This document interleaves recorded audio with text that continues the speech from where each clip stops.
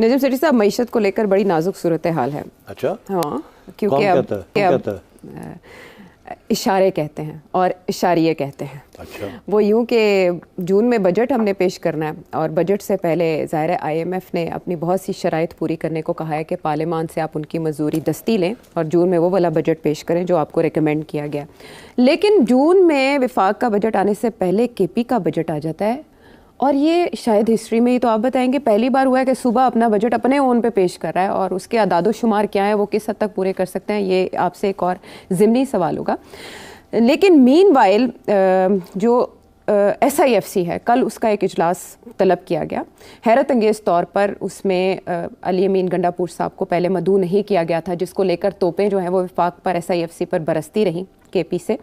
लेकिन फिर यकदम ये ख़बर आई कि गवर्नर KP फैसल करीम कुंडी साहब के कहने पर वज़ीर आला KP को मदऊ कर लिया गया है और वो जाएंगे। लेकिन SIFC की परफॉर्मेंस को लेकर एक रिपोर्ट आती है कल, एक सीनियर सहाफ़ी है शहबाज राना साहब, वो ये कहते हैं कि सरमायाकारी 50 साल की कम तरीन सतह पर आ गई। हालांकि ये वन विंडो ऑपरेशन इससे कहा जा रहा था और आर्मी चीफ ने अपनी एक मीटिंग में बताया भी था कि कितनी इन्वेस्टमेंट आ सकती है। तो सबसे पहले अफादियत SIFC की, क्योंकि इसको लेकर पाकिस्तान तहरीक इंसाफ के सोशल मीडिया अकाउंट से ऐसी बमबारी की जा रही है डायरेक्ट, जैसे ये गैर आईनी इकदाम है।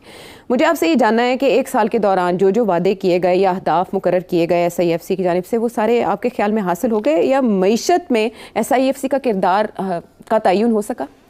जी बिल्कुल सही सवाल है, क्योंकि आज की जो रिपोर्ट आई है जी कि फॉरेन के total investment as a proportion of GDP जी, वो 50 साल का रिकॉर्ड तोड़ दिया उसने जी, 13% GDP का हिस्सा जी पे आई है। 1973 में बड़े एक्स्ट्रॉर्डनरी सर्कमस्टांसेस थे।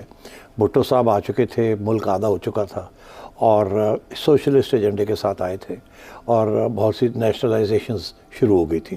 तो वो ज़माना ऐसा था कि सरमायादारी को बिल्कुल उसके ख़िलाफ़ गवर्नमेंट पॉलिसी थी और इरादा भुट्टो साहब का ये था कि जो भी सरमायादारी होनी है वो स्टेट सेक्टर में होगी और जो प्राइवेट सेक्टर उसको ख़त्म किया जाएगा। अच्छा, सरमायादाराना निज़ाम के खिलाफ थे और सरमायाकारी के मामलात को देख रहे थे? क्योंकि सरमायादाराना निज़ाम को तो कोई नहीं ख़त्म कर सकता। अच्छा, मगर ये था कि नेशनलाइजेशन जो है वो सोशलिस्ट प्रोग्राम होता है। उसके अंदर जो इंडस्ट्री है, बड़ी इंडस्ट्री स्पेशली, वो स्टेट सेक्टर में होती है और जो भी कैपिटल एक्यूमुलेशन होती है उस सेक्टर में होती है। मगर क्योंकि उस वक्त प्राइवेट सेक्टर को बिल्कुल साइडलाइन कर दिया गया था, अच्छा, तो प्राइवेट सेक्टर की इन्वेस्टमेंट बिल्कुल ख़त्म हो चुकी थी और फॉरेन का इन्वेस्टमेंट भी बंद हो चुकी थी, because foreign investment private sector में आती है। तो इसलिए वो तो एक्स्ट्रॉर्डनरी सर्कमस्टांसेस थे। आज अगर वहाँ हम पहुँच गए हैं तो इसका ये मतलब है आज भी बड़े एक्स्ट्रॉर्डनरी सर्कमस्टांसेस हैं और हमें मायूस होना चाहिए कि हम यहाँ आ गए हैं, बिकॉज आज उल्टा हो रहा है। उस वक्त नेशनलाइजेशन हो रही थी, आज प्राइवेटाइजेशन हो रही है। ठीक, तो प्राइवेटाइजेशन अगर हो रही है तो उसका ये मतलब है कि सरमायादारी को और अहमियत दी जा रही है प्राइवेट सेक्टर में, सरमायाकारी को और सरमायादारी को, दोनों सरमायादारी करते हैं ना यार। ये भी बात सही है वैसे। हाँ। तो अब बात ये है कि अगर ये सूरत हाल है तो फिर तो इन्वेस्टमेंट बढ़नी चाहिए। हाँ। तो अब एक साल हो गया SIFC को और हमें यही कहा गया था आयशा कि इसके साथ पॉलिटिकल स्टेबिलिटी भी आएगी और इकोनॉमिक स्टेबिलिटी भी आएगी और मेरा ख्याल है यही एक वादा था जिसकी बिना पर IMF ने फिर ये फैसला किया।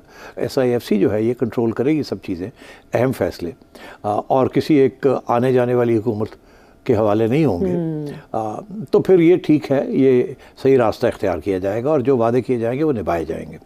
तो इसलिए SIFC को काफ़ी अहमियत भी दी इंटरनेशनल कम्युनिटी ने भी। अच्छा। ये मैं पॉइंट को स्ट्रेस करना चाह रहा हूँ। दो चीज़ों को अहमियत दी गई, एक ये कि प्राइवेटाइजेशन होगी, नेशनलाइजेशन के नहीं होगी, प्राइवेटाइजेशन होगी, और दूसरा ये कि SIFC जो है वो चलाएगी एजेंडा प्लानिंग का। ओके। अच्छा, अब ये है कि एक साल हो गया है, प्राइवेटाइजेशन भी नहीं हुई, बातें चल रही हैं कि जी PIA प्राइवेटाइज हो रहा है, डिस्कोस जो है वो प्राइवेटाइज हो रही हैं वगैरह वगैरह, मगर कोई प्राइवेटाइजेशन, एक साल हो गया कुछ नहीं हुआ। इंटरिम गवर्नमेंट भी चली गई है और एक नई गवर्नमेंट भी आ गई है, मगर अभी तक एजेंडे के ऊपर बिडिंग तक नहीं शुरू हुई जी। और अभी तक मामला चल रहा है और PIA की जो बहुत फ्लैग कैरियर है आपका, जिसकी प्राइवेटाइजेशन होनी थी, वो भी ऐसे लगता है कि अभी भी वो 3, 4, 6 महीने दूर है। अच्छा, तो एक तो ये धचका है। दूसरा ये कि हमें ये कहा गया था पिछले साल हमारे जो हेड ऑफ SIFC है, आर्मी चीफ, वो गए थे कराची। अब मुझे याद है सितंबर में उनकी एक स्पीच थी वहाँ, जो लोकल बिजनेसमैन के से मिले थे वो, और वहाँ उन्होंने अश्योर किया था कि 50 अरब डॉलर से ज़ायद वो फॉरेन इन्वेस्टमेंट और इन्वेस्टमेंट आएगी, और वो सरमायादारों को वहाँ इकट्ठा किया गया था टॉप, और उनको कहा गया था कि अब आप फिक्र ना करें, the economy is in firm control, stability आ रही है और इंशाल्लाह फॉरेन इन्वेस्टमेंट भी आ रही है, इसलिए आप लोग भी तैयार हो जाए इन्वेस्ट करने के लिए इसमें। वो सितंबर है, आज होने जा रहा है मई end, so we have down in 9 months, literally 9 months down the line, and over a year since the SIFC was created. So the track record is not so good. But ये तो पहली बात है, इसलिए ये सरप्राइजिंग नहीं है कि investment as a percentage of GDP गिर गया। एक दूसरी बात ये है कि जो IMF का प्रोग्राम है वो इनकरेज करने नहीं आया इन्वेस्टमेंट को, ये भी बड़ी क्लियर होनी चाहिए बात। ये नहीं कि जी सारा ब्लेम जो है वो हुकूमतों के ऊपर है और सरमायादारी निज़ाम के ऊपर है या सरमायादारों के ऊपर है कि वो इन्वेस्टमेंट नहीं कर रहे, ऐसी बात नहीं है। IMF भी नहीं ऐसा प्रोग्राम दे रही है आपको जिसमें इन्वेस्टमेंट हो सके। फॉर एग्ज़ाम्पल IMF ये कह रही है कि इस वक्त आपको जो लीक्स हैं सिस्टम के अंदर उनको प्लग करना है, टैक्सेशन बढ़ानी है और ग्रोथ नहीं करनी। ग्रोथ नहीं करनी, ग्रोथ के साथ महंगाई आती है जी। जब ग्रोथ होती है तो इन्फ्लेशन होती है, इन्फ्लेशन गिरानी है, इंटरेस्ट रेट्स को ऊंचा रखना है। इंटरेस्ट रेट्स जितने हाई होंगे उतने लोग कम बोरो करेंगे बिकॉज इतनी अफोर्ड नहीं कर सकता। बिजनेस वाला 22% पे उधार लेके कैसे अपनी कारोबार चलाएगा।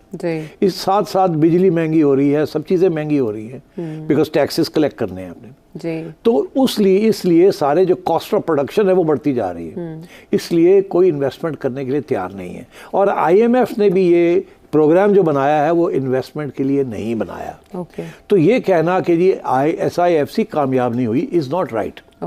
इसलिए क्योंकि इरादा भी ये नहीं था कि इस दौर में एक साल के अंदर जब तक स्टेबलाइजेशन नहीं हो जाती तो उस वक्त तक एक ग्रोथ नहीं चलेगी, इन्फ्लेशन को गिराना है और स्टेबलाइज करना है। इसीलिए अब वो कह रहे हैं 1.5 से 2% ग्रोथ हुई है जी। ग्रोथ 6%, 7%, 8%, 9% हो तो फिर पता लगता है कि मगर वो तो नहीं है। तो इसलिए पहली बात तो ये मैं क्लियर करना चाहता हूँ कि इसमें SIFC का को आप ये ना कहें कि उन्होंने काम कि वो नाकाम हो गए, ये नहीं कहा जा सकता। मगर कहा ये ज़रूर जा सकता है कि एजेंडा जो भी है फॉरेन इन्वेस्टमेंट का वो स्लो हो गया।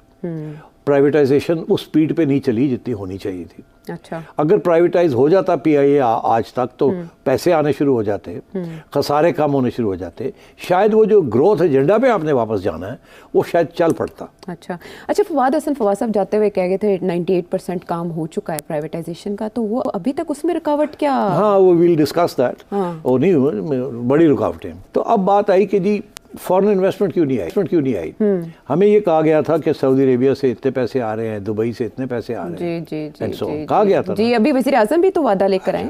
तो ये वादे तो चल रहे हैं, मगर अब एक नया डायमेंशन आ गया जो उस वक्त सोचा नहीं था किसी ने। वो क्या है नया डायमेंशन? क्या वो नया डायमेंशन ये है कि इकोनॉमिक स्टेबिलिटी तो आपने कंट्रोल कर ली IMF के साथ मिलके, मगर पॉलिटिकल स्टेबिलिटी नहीं हो रही। ये फैसला ये हुआ था कि हाइब्रिड रेजीम ये पॉलिटिकल स्टेबिलिटी ले आएगी। जाहिर है क्योंकि SIFC वाले ही तो इंचार्ज है ना इसके भी। तो उनका ये ख्याल था कि हम अब जो करना है हमने कर लेंगे, पॉलिटिकल स्टेबिलिटी भी आ जाएगी। अब पॉलिटिकल क्योंकि इलेक्शन हो गई जी। अब उन्होंने कहा जी इलेक्शन होगी, पॉलिटिकल स्टेबिलिटी आ जाएगी, मगर हुआ ये कि पॉलिटिकल स्टेबिलिटी नहीं आई।